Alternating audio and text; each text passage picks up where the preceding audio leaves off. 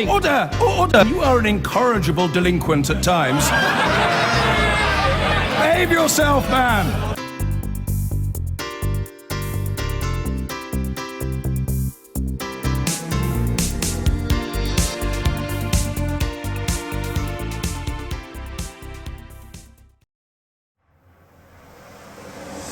For the first time ever, the Electoral Commission takes a political party to the High Court to obtain documents as the Conservative election expenses crisis deepens. It is unprecedented in British legal history for the Electoral Commission to seek a court order against a major political party. The Conservatives insist that they had always intended to hand over the election expenses documents today. But tonight, the Commission forcefully disputed that.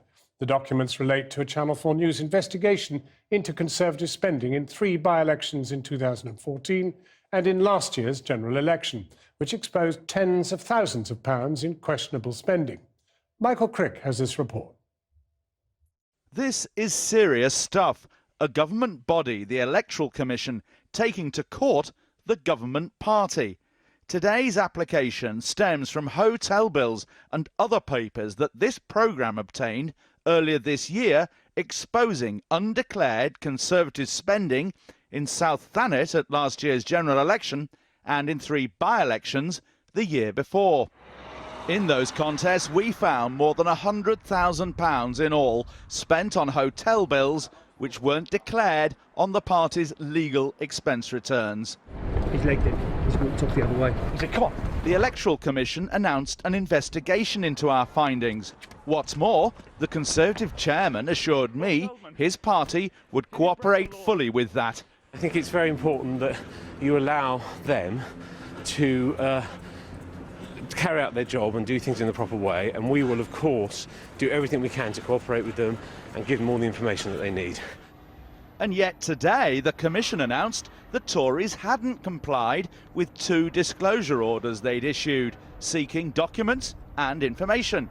One in February was partly answered, they say, a second in March, not at all. Deadlines came and went, and today the Commission lost patience, announcing, "We are today asking the court to require the party to fully disclose the documents and information we regard as necessary to effectively progress our investigation into the party's campaign spending returns." The Electoral Commission are being surprisingly assertive in this dispute, given that they want more powers from the Conservative government and, of course, depend on them for money. The Conservatives say they told the Commission a fortnight ago that they'd produce the documents by 1 o'clock today. The Electoral Commission flatly deny that. They say they weren't told that by the party. Anyway, some documents did arrive this lunchtime, and the Commission have spent the afternoon going through them to make sure they're what they asked for. The Commission will no doubt then decide whether they need to proceed with the High Court application. I, Alison Hernandez of Torbay. Meanwhile, it's been announced that West Mercia Police will now investigate Alison Hernandez, who was sworn in on Tuesday as Police and Crime Commissioner of Devon and Cornwall, giving her oversight of the local force there. Ms Hernandez, who was Tory agent in Torbay last year, was implicated in this programme's recent investigations into the Conservative Battle Bus project, which shipped Tory volunteers to help candidates in marginal seats.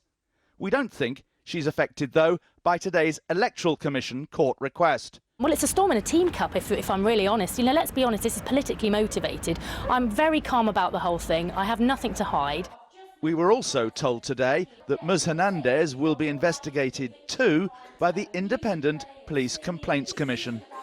And Michael Crick is with me now. Michael, what more can you tell us? Well, I think it's important to stress that this tussle today between the Electoral Commission and the Conservative Party, we think solely relates to the 3 by-elections in 2014, Newark, Rochester and Clacton, and the important South Thanet battle at the general election. It doesn't, we think, apply to all the battleground seats, more than 24 that we've been reporting on for the last few weeks. And it's quite possible the Electoral Commission have also asked, quite likely, they've also asked for disclosure of documents relating to those contests too.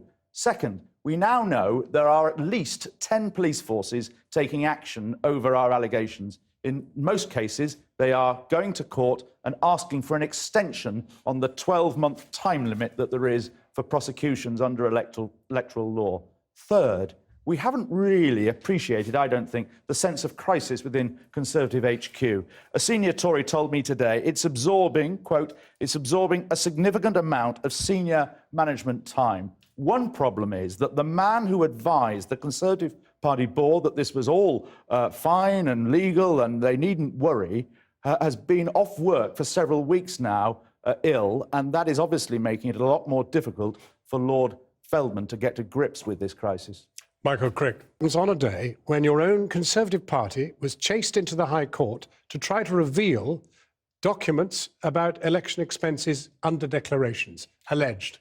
Now, if you can't be transparent with your own stuff, good heavens, you were asked 2 deadlines to get this stuff into the Electoral Commission. Why not?